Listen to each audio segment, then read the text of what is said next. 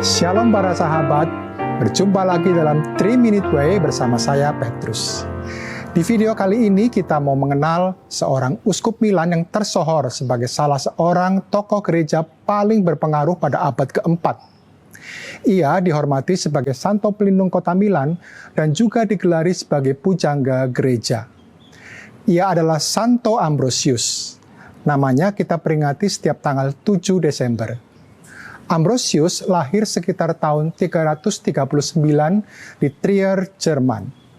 Ambrosius adalah putra seorang gubernur Romawi di kota Gaul. Ambrosius mempelajari sastra, hukum, dan retorika. Kepandaiannya menjadikan Ambrosius seorang pengacara yang hebat.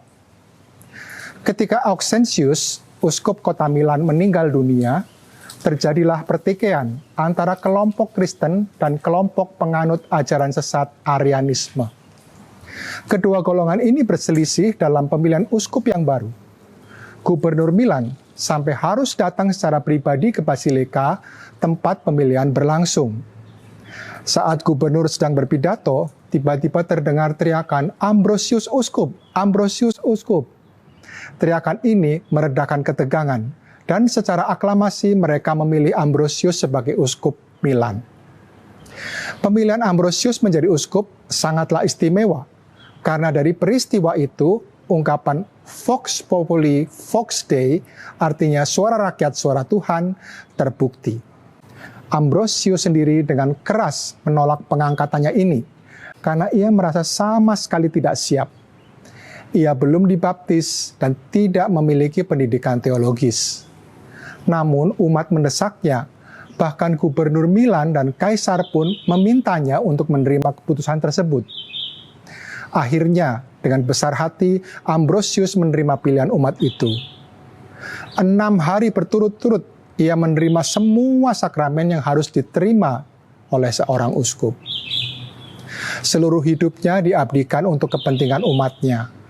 Dengan bijaksana, ia membimbing hidup rohani umatnya dengan menjaga persatuan dan kemurnian ajaran iman yang diwariskan oleh para rasul. Ia juga mengatur dan mengusahakan bantuan bagi pemeliharaan kaum miskin dan mempertobatkan orang-orang berdosa. Ambrosius juga berjasa dalam pertobatan Santo Agustinus. Sungguh, Ambrosius adalah seorang uskup yang baik hati dalam melayani umatnya.